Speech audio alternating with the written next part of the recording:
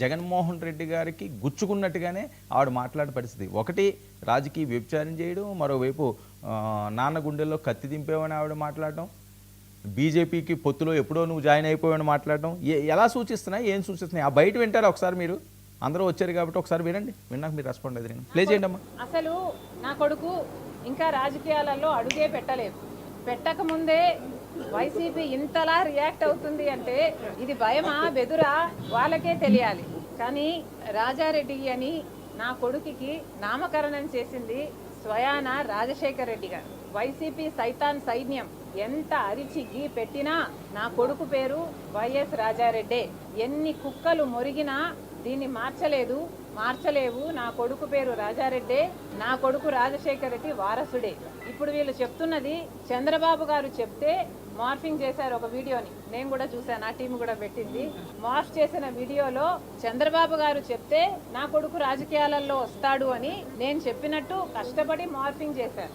చూస్తే నాకు చాలా నవ్వొచ్చింది. ఇంత కష్టం మీకు అవసరమా అనిపించింది.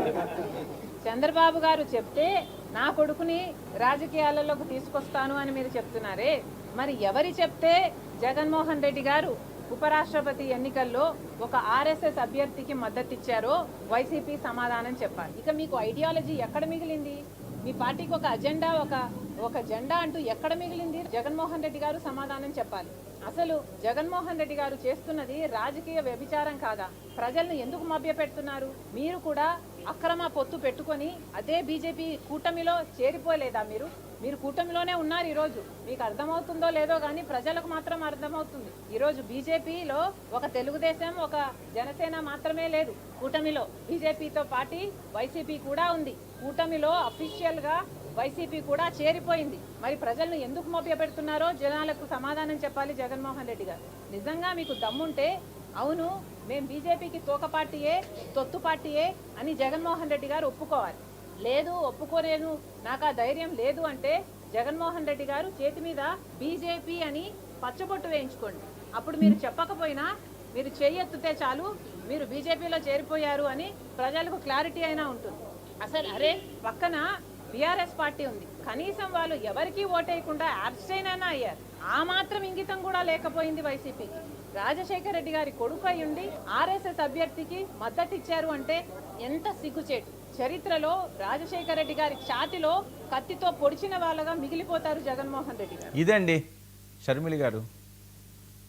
వర్మ గారు, పిసిసి అధ్యక్షురాలు వైఎస్ షర్మిల చేసినటువంటి వ్యాఖ్యల్లో జగన్మోహన్ రెడ్డి, వైఎస్ఆర్ కాంగ్రెస్ పార్టీ, ఆర్ఎస్ఎస్ అభ్యర్థికి, ఎన్డీఏ అభ్యర్థికి వాళ్ళు అడిగిన మేరకు మద్దతు ఇవ్వటం అనేటువంటిది ఖచ్చితంగా వైసీపీ చేసినటువంటి వాళ్ళ దిగజారుడు రాజకీయాలకి ఇదొక నిదర్శనం.